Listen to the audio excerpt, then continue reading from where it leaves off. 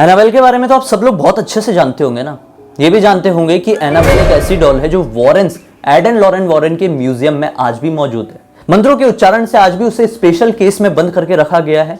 जो कोई भी इंसान इसे देखकर धमकी देता है, इसे टच करने की कोशिश करता है, उसकी जिंदगी में भुजाल सा आ जाता है। दोस्तों, वॉरेंस का एक ऐसा म्यूजियम है जहां पर लिटरली एनाबेल डॉल के अलावा इतनी सारी कर्स्ड हॉन्टेड चीजें हैं, जिनमें से एक चीज को भी आपने देख लिया ना, आप उस समय को, उस पल को कोसेंगे कि हमने क्यों देख लिया। दोस्तों, आज के इस वीडियो में मैं आप सभी लोगों के सामने ऐसी 5 चीजें बताने वाला हूं जो उस म्यूजियम में आज भी मौजूद है, तब से मौजूद है, आज तक सही सलामत रखी हुई है, जिन्हें देखने के बाद आप सचमुच में उस पल को कोसेंगे। उनकी कहानी सुनेंगे ना तो आज रात में आपको जरूर सपने में दिखाई देगी। दोस्तों, शुरुआत करते हैं वॉरेंस की कहानी के साथ। सबसे पहले एडन लॉरेन वॉरेन एक ऐसे कपल थे जिन्होंने अपनी जिंदगी में इतने सारे भूतिया किस्से को सॉल्व किया था, जिनके बारे में कल्पना कर पाना भी एक आम इंसान के लिए बड़ा ही डरा देने वाला होता है। दोस्तों, एडन लॉरेन वॉरेन ने अपनी जिंदगी में इतने सारे भूतिया किस्से सॉल्व किए और उन हर एक भूतिया किस्सों से जुड़े हुए वो एक स्पेशल ऑब्जेक्ट अपने पास लेकर आते थे और अपने घर में बने हुए एक बेसमेंट वाले कमरे में रख दिया करते थे। सन 1980 में इस घर वाले बेसमेंट को कंप्लीटली म्यूजियम घोषित कर दिया गया और ये कंप्लीटली नॉर्मल लोगों के लिए भी खोल दिया गया। यहां पर आए दिन बहुत सारे लोग पहुंचते थे इस म्यूजियम में, इस अकल्ट म्यूजियम में। इतनी सारी श्रापित चीजें रखी हुई है जिनके बारे में अगर आप जानेंगे तो आप लोग के रोंगटे खड़े हो जाएंगे। हम आज 5 ऐसे ऑब्जेक्ट्स की बात करने वाले हैं जो उस बेसमेंट में थे, उस म्यूजियम में है, और वो इतने ज्यादा श्रापित, इतने ज्यादा डरावने, इतने ज्यादा खूंखार चीजें हैं ना, जिनको देखने के बाद आप लोग बहुत ज्यादा पछता सकते हैं। 5वें नंबर में आती है दोस्तों शैडो डॉल। ये एक ऐसी डॉल है जो कि हड्डियों से, असली इंसानी हड्डियों और असली इंसानी बालों से बनी हुई है। इस डॉल को सबसे पहली बार अमेरिका की एक एंटिक शॉप में देखा गया था। ये एक ऐसी डॉल थी जो देखने में बहुत ज्यादा क्रीपी थी। जिस दिन से ये डॉल उस एंटिक शॉप में पहुंची थी, उस दिन से ही वहां के जितने भी वर्कर्स थे उनके लिए सोना बहुत ही ज्यादा मुश्किल हो गया था।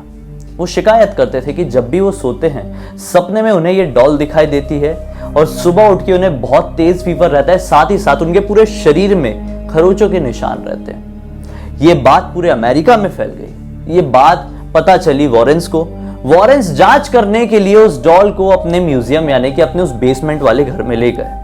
वहां पे जांच किए और इस बात को सामने लेकर आए कि ये डॉल नॉर्मल डॉल नहीं बल्कि एक श्रापित डॉल है और इसके अंदर एक बहुत ही खूंखार आत्मा की छाया बसी हुई है और उसी वजह से ये डॉल जहां कहीं भी रहेगी उस इंसान के साथ, या फिर कह लो कि उस पूरे कॉम्प्लेक्स बिल्डिंग के साथ ऐसा ही हाल होगा। इसलिए इस डॉल को खुला छोड़ना बेहद ही ज्यादा जानलेवा साबित हो सकता है। और इसी चीज को ध्यान में रखते हुए वॉरेंस ने अपनी शक्तियों या फिर मंत्रों के उच्चारण की मदद से, कह लो, अपने बेसमेंट में इस डॉल को रख लिए और वो डॉल तब से लेकर अब तक वहां पर मौजूद है। 4थे नंबर में आता है अफ्रीकन फर्टिलिटी डॉल्स। दोस्तों, अफ्रीका एक ऐसा देश माना जाता है जहां पर काले जादू का बहुत ज्यादा मात्रा में प्रचलन है। दोस्तों, वुडू के बारे में तो आप लोगों ने जरूर सुने होंगे मेरे ही एक वीडियो से। वुडू एक स्पेशल तरह की डॉल की मदद से किया जाने वाले काले जादू का नाम होता है और जो डॉल्स ऐसी प्रक्रिया में यूज होती है उनको वुडू डॉल्स कहा जाता है। तो दोस्तों, ये जो अफ्रीकन फर्टिलिटी डॉल्स थी ये वुडू डॉल जैसे ही दिखती थी। इनका किस्सा अफ्रीका से ही शुरू हुआ था। दरअसल अफ्रीका के एक छोटे से गांव में एक औरत रहती थी। जैसे यहाँ पे तांत्रिक रहते हैं, वहां पे भी कुछ ऐसा बोला जाता होगा उनको।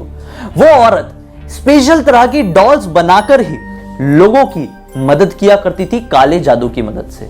अगर किसी को कोई भी परेशानी होती थी तो वो इन डॉल की मदद से काला जादू करती थी और सामने वाले की परेशानी ठीक कर देती थी, उनकी जान बचा लेती थी और कई बार जरूरत पड़ने पर उनसे बदला भी ले लेती थी। दोस्तों, इस औरत के ऊपर और इस औरत की डॉल्स के ऊपर एक आदमी की नजर पड़ गई। वो आदमी दरअसल चोर था। उस चोर ने सोचा कि मैं इस औरत के पास से डॉल्स चुरा लूंगा और किसी अच्छे आदमी को अच्छे दाम में बेच दूंगा, इससे मुझे बहुत फायदा होगा। मौका पाते से ही एक दिन उस आदमी ने उस डॉल्स को उस औरत के पास से चोरी कर लिया। लेकिन विश्वास नहीं मानेंगे, जैसे ही उस आदमी ने उस डॉल को अपने पास से दूसरे आदमी को बेचा, तुरंत ही वो चोरी करने वाले आदमी की मृत्यु हो गई। जब इस बात का पता उस आदमी को पता चला जिसने ये डॉल खरीदा था, तो वो बहुत ज्यादा परेशान रहने लगा। विद इन 7 डेज उसे पैरालिसिस हो गया, और पैरालिसिस होने के बाद वो चल फिर नहीं सकता था, और एग्जैक्टली 2 साल बाद उस आदमी की भी मृत्यु हो गई। जब इस बात की खबर वॉरेंस को पड़ी, तो वॉरेंस ने इन डॉल्स को अपने कब्जे में ले लिया और फिर अपने घर के उसी बेसमेंट वाले कमरे में रख दिया। माना जाता है कि अगर आप इस डॉल के संपर्क में आते, मतलब टच ही कर देते हैं ना, तो आप लोगों की जिंदगी हराम हो सकती है। आप अपनी जिंदगी को कोसने लगेंगे और मौत की कामना करने लगेंगे। ये इतनी ज्यादा डरावनी डॉल्स हैं। तीसरे नंबर में आती है दोस्तों इसी तरह से डेथ डॉल्स। दोस्तों, वॉरेंस के म्यूजियम में आप लोगों को एक जोड़ा देखने मिल जाएगा जो कि डॉल्स का है। ये डॉल्स देखने में बेहद ही ज्यादा खराब और डरावनी दिखाई देती है। इनका प्रचलन फिर से अफ्रीका के छोटे छोटे गांवों में है। डेथ डॉल एक ऐसी डॉल होती है जिन्हें इंसान के डीएनए से ही बनाया जाता है एग्जैक्टली, लेकिन खासकर उपयोग किसी भी इंसान के नाखून या बालों का किया जाता है। इसके बाद उस इंसान के शरीर की अगर कोई भी हड्डी का पार्ट मिल जाए तो बहुत ही ज्यादा फायदेमंद होता है। और फिर इस डॉल को बनाकर स्पेशल तरह के मंत्रों के उच्चारण से उस इंसान के घर के आसपास के पेड़ में लटका दिया जाता है, जिस इंसान की जिंदगी बर्बाद करनी या फिर जिस इंसान के ऊपर काला जादू करना है। अब जैसे जैसे समय बीतेगा, वो बाहर पेड़ में लटकी हुई डॉल खराब होते जाएगी, वैसे वैसे जिस इंसान के ऊपर जादू किया जाने वाला है, जिस इंसान का नाखून, बाल या फिर हड्डी यूज हुई है, वो इंसान की भी उसी रफ्तार से तबीयत खराब होने लगेगी। लिटरली इस तरह के काले जादू में वो इंसान सड़ सड़ के मरता है, सड़ सड़ के उसकी हालत खराब हो जाती है, हड्डियां गलने लगती है, और फिर आखिरकार ऐसा दिन आता है कि वो इंसान मौत की कामना करता है कि बस मुझे मौत की नींद सुला दो भगवान, जिंदा मत रखो। ये बहुत ही ज्यादा खतरनाक काला जादू माना जाता है। दरअसल ये जो वॉरेंस के म्यूजियम में ये जो पेयर है डेथ डॉल्स का, इनकी मदद से भी एक इंसान के ऊपर बहुत ही खतरनाक काला जादू किया जा रहा था। वक्त रहते उसके परिवार वालों को पता चल गया, और परिवार वालों ने वॉरेंस को बुलाकर इन डॉल्स को उनके हवाले करके उस अपने पर्टिकुलर परिवार वाले इंसान की जिंदगी को बचा लिया। और तब से लेकर अब तक ये दोनों डेथ डॉल्स वॉरेंस के उसी म्यूजियम में मौजूद है। और फिर इसके बाद दूसरे नंबर में आता है the Conjuring mirror. The Conjuring mirror एक ऐसा मिरर है दोस्तों जो कि आम मिरर नहीं है। इसकी हाइट तकरीबन 5.5 फीट की है, और इस मिरर का उपयोग पेंसिल्वेनिया में रहने वाला एक आदमी किया करता था। वो आदमी तरह तरह की भूतिया रिचुअल्स को निभाकर इस आईने की मदद से एक दरवाजा क्रिएट करता था पैरानॉर्मल दुनिया के लिए, और वहां से बुरी शक्तियों को, बुरी आत्माओं को अपनी दुनिया में बुलाता था और अपने बुरे बुरे कामों का बदला लिया करता था। एक दिन हुआ कुछ ऐसा कि वो एक इंसान के ऊपर काला जादू करने वाला था, इसी मिरर का उपयोग करके बुरी आत्मा को बुला करके। लेकिन वो बुरी आत्मा का असर इसी के ऊपर उल्टा पड़ गया और इसकी जान पर बन आई। ये बेहद ज्यादा परेशान हो गया। वो जो आत्मा उस दूसरी दुनिया से आई थी इसके बुलाने पर, वो इसके ऊपर बिगड़ चुकी थी, वो इसकी जान लेना चाह रही थी। उसने इस आदमी के पूरे परिवार को खत्म कर दिया। फिर आखिरकार वक्त रहते ये आदमी गिड़गिड़ाता हुआ वॉरेंस के पास पहुंचा, और फिर आखिरकार वॉरेंस ने उसे बचाते हुए इस मिरर को भी अपने कब्जे में ले लिया और अपने म्यूजियम में रख लिया।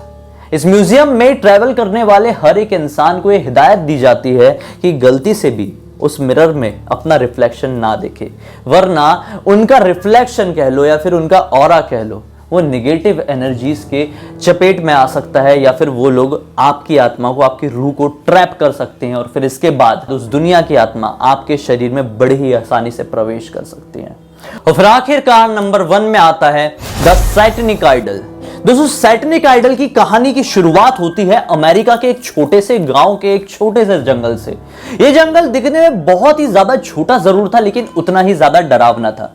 इस जंगल में बाहर शहर से आया हुआ अपने रिश्तेदारों के घर एक आदमी घूमने के लिए जाता है। घूमते घूमते शाम का वक्त हो जाता है, सूर्यास्त हो जाता है, और शाम के लगभग 7:30 पौने 8 बजे के आसपास इस आदमी को इस घने काले अंधेरे जंगल में एक अजीब सी क्रीपी डॉल दिखाई देती है। वो सोचता है कि डॉल किस बात से यहां पे पड़ी हुई है, मैं उठा के देखता तो हूं, बड़ी अनोखी दिख रही है। वो आदमी उस डॉल के पास जाता है और उस डॉल को अपने हाथों पर जैसे ही उठाता है ना दोस्तों, वैसे ही उसे मतलब इमीडिएटली इतनी ज्यादा कमजोरी फील होने लगती है जिसकी कोई लिमिट नहीं थी। वो अपने आप को इतना ज्यादा कमजोर महसूस करने लगा था कि उसकी पूरी आंखें घूमने लगी थी, उसे चक्कर आने लगा था। ऐसा लग रहा था कि लिटरली उसके अंदर से कोई एनर्जी सक कर रहा है, मतलब खींच रहा है अपने अंदर। वो इतना ज्यादा कमजोर पड़ गया कि जमीन पर गिरने ही वाला था कि अचानक से उसने उस डॉल को अपने पास से दूर फेंक दिया। पता नहीं कैसे उसे ये समझ में आया शायद इस डॉल में कुछ गड़बड़ है। वो बेहोश होकर जमीन पर गिरने ही वाला था कि अचानक से ब्लरी विजन के साथ उसे दिखाई दिया काले कपड़ों में खड़ा हुआ एक क्रीपी सा आदमी, जो उसी घने अंधेरे जंगल में उससे लगभग 10 या 20 मीटर दूरी पर खड़ा हुआ था। चांद की रोशनी से समझ में आ रहा था कि कोई ना कोई तो खड़ा है। वो काले लिबास में खड़ा हुआ आदमी उस बेहोश हो रहे आदमी को उठकर भागने का इशारा करता है। हिम्मत जुटाकर वो आदमी खड़ा भी होता है और वो भागने लगता है। जगह जगह पर वो काले लिबास वाला आदमी उसे दिखाई दे रहा था और भागने का डायरेक्शन बता रहा था। किस्मत से वो अपने घर पहुंचा। इतना ज्यादा घबराया हुआ था कि उसे कुछ समझ में नहीं आता। उसे वॉरेंस के बारे में बहुत अच्छे से पता था। अगले दिन उठकर वो वॉरेंस के पास पहुंचता है और उन्हें सारा किस्सा बता देता है। वॉरेंस भी फिर उस जंगल में जाते हैं। उस डॉल की फोटो खींचकर एक प्रिंट निकालते हैं और उसका फ्रेम बना देते हैं। इस डॉल की जो फोटो की जो फ्रेम है वो आज भी वॉरेंस के म्यूजियम में है। और लिटरली आज जो कोई भी इंसान इस फ्रेम को, मतलब वो डॉल की तो दूर की बात है, वॉरेंस ने हिम्मत भी नहीं की उस डॉल को वहां से उठाने की। जो कोई भी इंसान इस फ्रेम को ही हाथ लगाता है ना, जो वॉरेंस के म्यूजियम में इस खतरनाक डॉल की फोटो वाली फ्रेम को, वो इंसान की एनर्जी इतनी जल्दी लॉस होने लगती है कि मानो कि वो इंसान मतलब ना जाने कितनी मेहनत करके आया होगा। और दोस्तों विश्वास मानो या ना मानो, ये फ्रेम अपने उस बेसमेंट, अपने उस म्यूजियम में लगाने के बाद 2 दिन तक, लिटरली 2 दिन तक एड एंड लॉरेन वॉरेन बिस्तर से नहीं उठ पाए थे। दोनों मतलब इतनी ज्यादा उनकी तबीयत खराब हो गई थी ना कि उन्हें ऐसा लग रहा था कि नहीं अब हमसे कुछ नहीं हो सकता, हम अपने बिस्तर से भी नहीं उठ सकते। लेकिन फिर आखिरकार उन लोगों ने हिम्मत किए और फिर अपने बिस्तर से उठे और फिर जो भी प्रक्रियाएं करनी थी वो करी। और उसके बाद मानो कि उनका घर शुद्ध हो पाया और फिर सब कुछ नॉर्मल हो पाया। मतलब कितनी ज्यादा क्रीपी डॉल रही होगी वो। दोस्तों ना जाने ऐसी कितनी सारी चीजें वॉरेंस की उस म्यूजियम में आज भी मौजूद है और उसे देखने के लिए ना जाने कितने सारे लोग आए दिन वहां पर पहुंचते हैं। हालांकि अभी ये लॉकडाउन के कारण वहां पर चीजें बंद थी, लेकिन अब जल्द ही वो वापस से ओपन होने वाला है।